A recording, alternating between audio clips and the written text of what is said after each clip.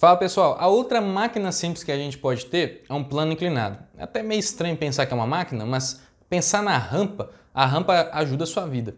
Por exemplo, vamos supor que você vai colocar lá, vai carregar a traseira de um caminhão. Você pode pegar o sofá, por exemplo, sair do chão, vir no muque e colocar lá dentro, fazer esse esforço, beleza. Ou você pode colocar uma rampa, coloca esse sofá na rampa, de preferência sofá aí com rodinha, facilitar, né? E puxa com a rodinha na rampa. Obviamente a rampa vai ser muito melhor, porque primeiro tem rodinha, né? Mas se não tivesse a rodinha, se estivesse arrastando, a rampa também seria melhor se você pegasse na sua coluna no muque e levantasse. Talvez fosse mais rápido, e na verdade é mais rápido você pegar aqui e fazer isso. Mas é menos trabalhoso e dói menos a coluna se você pegar e colocar ela numa rampa e sair puxando ou sair empurrando ela.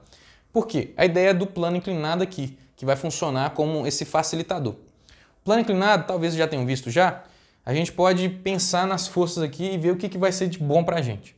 Quando eu tenho um plano inclinado, significa que plano seria o chão, é um chão inclinado. Em vez de ser na horizontal, é algo que está inclinadinho assim. Vamos analisar as forças aqui para ver o que acontece de legal pra gente. Bom, se você olha para a caixinha, você precisa falar assim, quais são as forças envolvidas na caixinha. Caixinha tem massa? Tem. Então, se tem massa, tem peso. Peso é sempre apontado para o centro da Terra. Vertical apontado para o centro da Terra. Aqui está a sua referência do ponto material. A Terra está aqui, olha, como se o chão estivesse para cá. Então, o centro da Terra está para baixo. Então, o peso é apontado aqui vertical para o centro da Terra. Cuidado, peso não é sempre apenas para baixo. Porque talvez você veja que eu tenho essa situação aqui, ó. Muitas vezes o pessoal acha que o peso está apontado assim, ó. Não é. Porque a gente tem o senso de entender que o peso está sempre assim, né? Aí você vem e deixa ele inclinado assim, porque é perpendicular à superfície. Não é, não é. O peso é sempre vertical. Então sempre tem que estar, ó, na vertical, sempre na vertical, porque o seu chão assim sempre está na horizontal normalmente, apontado para o centro da Terra, que é mais fácil de pensar. Então o peso não está assim, o peso está assim. Então já começa a dar uma bugada aí que não está tão bonito quando a gente pensa, mas beleza. O peso está para cá. Vamos lá. Tem uma superfície envolvida? Tem uma superfície aqui. Então ela está comprimindo a superfície. Se está comprimindo a superfície, existe uma normal.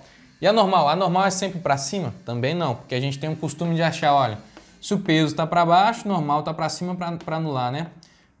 Beleza, aqui está ok, mas aqui ó, a normal está perpendicular à superfície. Se a superfície está inclinada, perpendicular seria isso aqui, olha. Ela chuchada para cima assim desse jeito. Normal aqui. Perpendicular faz 90 graus com a superfície. Lembra? É como se fizesse uma cruz aqui com a superfície. Aí sim tá normal. Porque muita gente coloca como aqui, olha. Tá lá no plano inclinado. Até acerta o peso, mas aí vem com o normal para cima, porque achando que sempre vai estar esse caso. Não. Tem gente que é mais bizarra ainda, né? Coloca, sei lá, um peso aqui e um normal aqui. É mais difícil, né? Então, normalmente a pessoa coloca um peso aqui e normal aqui. Acerta no normal, mas erra no peso. Mas por isso tudo que a gente tem que lembrar da receita de bolo. Se tem massa, tem peso. Peso apontado verticalmente para o centro da Terra. Normal, perpendicular à superfície, se tiver superfície. Nesse caso tem. Beleza. Aí aqui eu posso ver que eu tenho duas situações. Um plano inclinado aqui, eu possa existir um sem atrito envolvido. Pode existir um com atrito. Vamos fazer ele aqui, ó. E um atrito envolvido também. Se tiver essas duas situações, há uma pequena mudança, mas assim, o peso continua normal para cá, a normal continua aqui também perpendicular.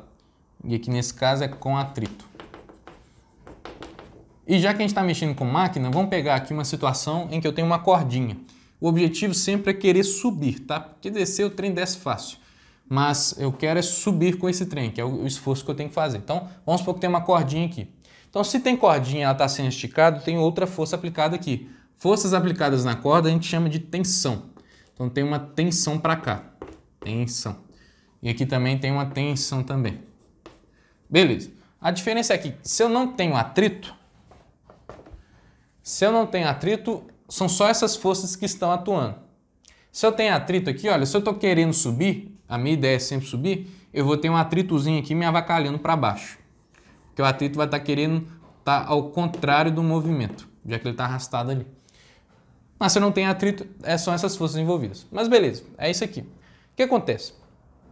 Não está perfeito ainda, porque para estar perfeito, eu tenho que estar formando ali uma cruz ou algo do tipo assim com as forças. Tem forças aqui que estão nas diagonais, forças que não estão no mesmo plano, na mesma ideia, que é a questão do peso. Ou seja, eu preciso decompor o peso, fazer com que o peso aqui fique algo melhor para a gente, porque está bizarro. Eu sempre vou querer num sistema ou num diagrama de forças que as forças estejam assim, ou desse jeito, mas é sempre formando uma cruz ou um X entre elas. Se eu tenho um trem assim, por exemplo, não tá legal para mim. Se eu tenho um trem assim, algo na diagonal, não tá legal para mim. Eu preciso que elas estejam assim. Uma cruz, um plano, como se fosse um plano cartesiano ali. Então, nessa situação, o que eu vou fazer? Vou decompor o peso. Ao decompor, eu tenho que nascer uma componente para cá e uma componente para cá. Eu tenho que nascer uma componente para cá e uma componente para lá. Por que eu sei que nascem essas componentes? Pega o seu peso aqui, ó, vou transferir ele para cá, deixar assim. E lembra que ele está na vertical. Aqui está a sua referência do plano, que seria o seu chão lá.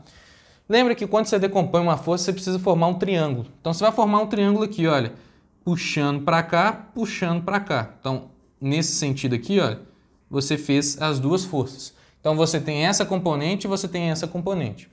Essa força aqui, olha, que você fez nessa componente aqui, lembrando do seu plano aqui, vai parecer que está no Y. Então a gente vai chamar de PY, Y da matemática. Lembrando aqui que isso aqui seria o chão, ou seria horizontal, na referência, vai chamar de PX. X na matemática lá da horizontal. Então você decompõe o peso em PY e PX. Suave? Então quando você faz isso, essa componente desaparece. Ou você tem um ou você tem dois. Não tem como ter os três ao mesmo tempo. Então beleza, ótimo. Tenho do jeito que eu quero. Eu tenho um PY aqui e tenho um PX. Aqui eu também tenho a mesma coisa. Ó. Então some aqui. Eu tenho um PY para cá. E aqui eu tenho um PX. Tanto aqui eu tenho tanto PX e tanta força de atrito apontados ali no mesmo sentido. Mas por que esse plano inclinado fica tão interessante para a gente? Porque em vez de você carregar um pesão, por exemplo, olha nessa força sem atrito aqui, ó, um componente sem atrito. Se está sem atrito, você cancela essas aqui, porque a sua caixa não está nem fazendo isso aqui, nem fazendo isso aqui. Sua caixa está seguindo nesse sentido aqui. Se ela segue nesse sentido, nessa direção, a responsável por isso, ou quem está envolvido nisso, é a tensão e o PX. Então, quando você faz isso, em vez de você carregar um pesão, em vez de carregar um P grande aqui, um peso muito grande, você carrega uma componente do peso, você carrega uma parte do peso.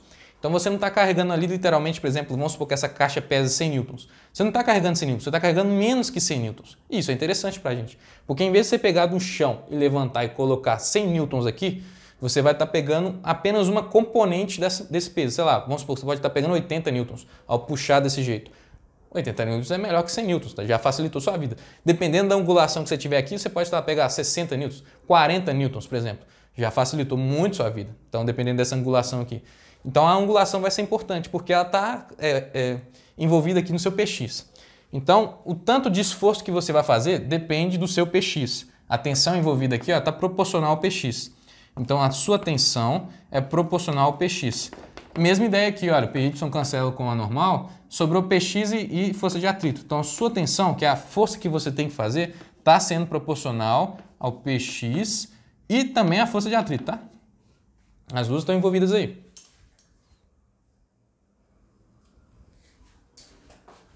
Mas aqui vai depender do atrito, coeficiente, beleza? Uma situaçãozinha a mais. Normalmente a vida no mundo real depende desse atrito, mas ainda está o PX aqui, em vez de ser o seu peso inteiro. Esse é o grande sacada do plano inclinado. Você não precisa fazer um peso completo, você faz uma componente. Mas quem que vai interferir nisso tudo? A angulação desse plano aqui. Por quê? Seu PX aqui, olha, esse ângulo é o ângulo que está entre o PY e o P. Ou você acredita em mim, ou você faz um diagrama de forças aí. Ou você faz um pouquinho de matemática aqui, olha. Se você prolongar aqui para baixo, você tem alfa aqui, aqui você tem beta. Aqui é 90 graus. Aqui é 90 graus. Se você tem beta aqui, aqui também tem que ser beta. Não, tá minúsculo.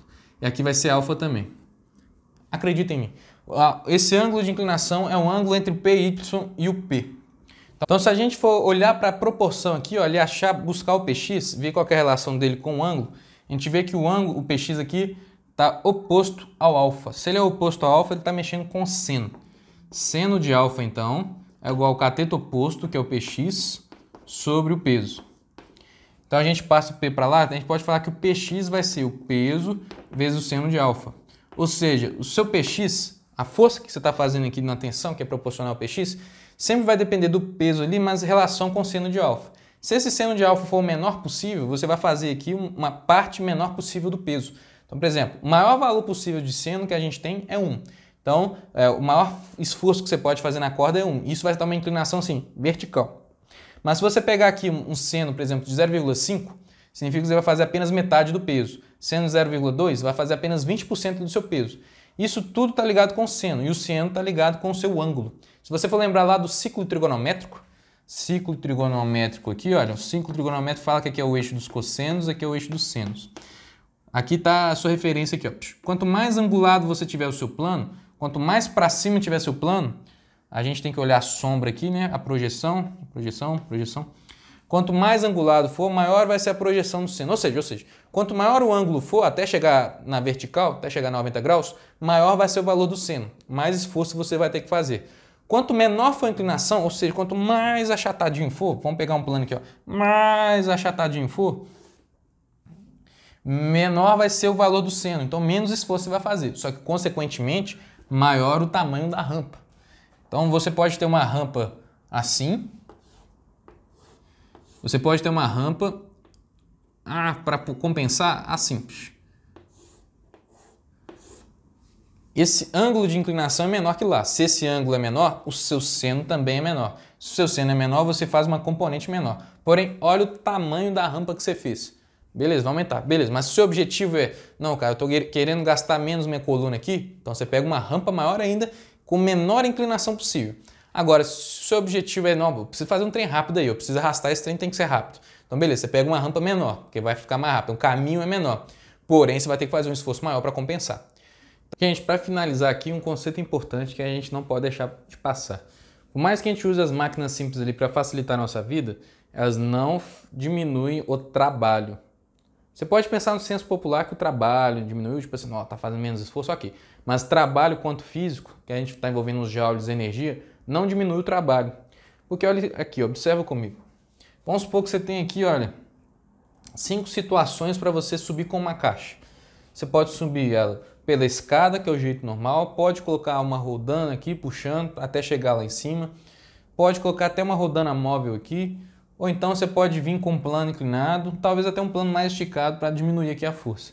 Dentre todas essas opções, o que vai diferenciar é que às vezes o seu esforço em termos de força vai ser menor. Então, por exemplo, aqui vai ser uma rodana móvel, a força é menor. Aqui um plano inclinado, diminui também. Você não precisa fazer lá, sei lá, se esse aqui pesa 100 newtons, você não precisa fazer os 100 newtons completos. Se a rampa é maior ainda, melhor ainda, você precisa fazer menos força ainda. Porém, em termos de energia, sempre vai ser o mesmo gasto energético. Você precisa sempre consumir o mesmo tanto de barrinha de cereal para poder conseguir subir com ela. Porque isso tudo está envolvendo ali, olha, o trabalho que envolve energia está sendo envolvida com o seu potencial gravitacional. Você está saindo de um ponto e subindo aqui. Aqui, todos esses pontos, vamos supor que você estava sempre na mesma situação, que é com a energia cinética zero e potencial também zero.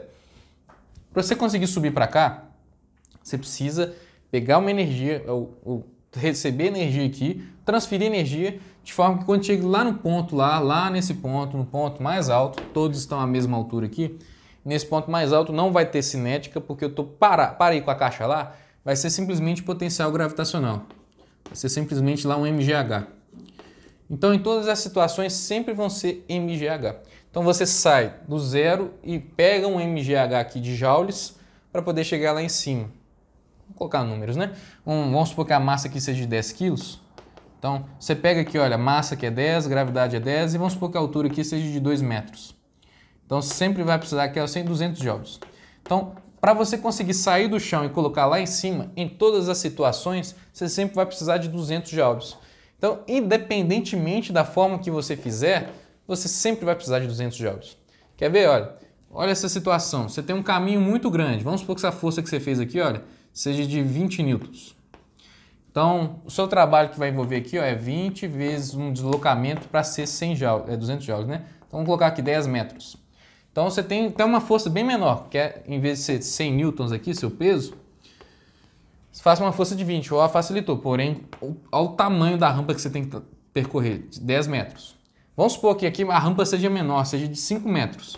Beleza, você vai ter que fazer uma força aqui para compensar de 40 newtons. É uma força menor que 100 newtons, mas você tem uma rampa de 5, porque isso tudo aqui vai dar 200 joules também, né? Do trabalho aqui de força vezes deslocamento. Beleza, aqui você tem uma força de 100 newtons envolvidas aqui. 100 newtons. Aí você vai puxar para chegar até lá em cima a uma altura aqui de 2 metros, que nem a gente está mexendo. 200 joules de novo. Aqui até assim, você não ajudou em nada. A questão é que você não precisa subir a escada para isso. Aqui, beleza, olha, aqui são 100, porém eu dividi aqui, a força que eu vou ter que fazer é de 50 newtons. Porém, para isso tudo acontecer, sobe aqui 2, mas aqui também está envolvido 2 aqui de subida também. Sobe essa corda aqui, sobe outra parte da corda também. As coisas vão subindo devagarzinho. Então acaba que no total subiu 2 e subiu 2 aqui também. Então acaba que deu aqui 200 joules também. Ou seja, não tem como fugir. Seria aqui força vezes o deslocamento. Não tem como fugir. O tanto de joules que você for fazer em todas as situações sempre vai ser a mesma. A questão é a força que vai estar envolvida, o jeito que vai estar envolvido. O que vai interferir também na potência. Aí a potência realmente pode mudar, porque potência é energia sobre o tempo. Em todas as situações, a energia sempre envolvida vai ser de 200 joules. Mas o tempo vai ser diferente, porque aqui vai demorar, o caminho é grande, aqui demora menos que aqui. Aqui vai demorar menos que aqui, porque aqui vai subindo de um jeito, ainda vai demorando, vai subindo mais cordas, muitas cordas envolvidas. Aqui, dependendo, pode ser rapidão, ou do jeito que você pegar, ou não. Depende de tudo. Então, a sua potência, ok, sua potência pode variar, mas a sua quantidade de joulezinho que você precisa sempre vai ser o mesmo, porque depende desses pontos aqui. Então, em termos de máquinas simples, de roldanas, polias e plano inclinado, são esses. Quando a gente for entrar lá em alavancas, que a gente precisa ver um conceito físico aí também, mega importante, a gente retoma também o conceito do trabalho.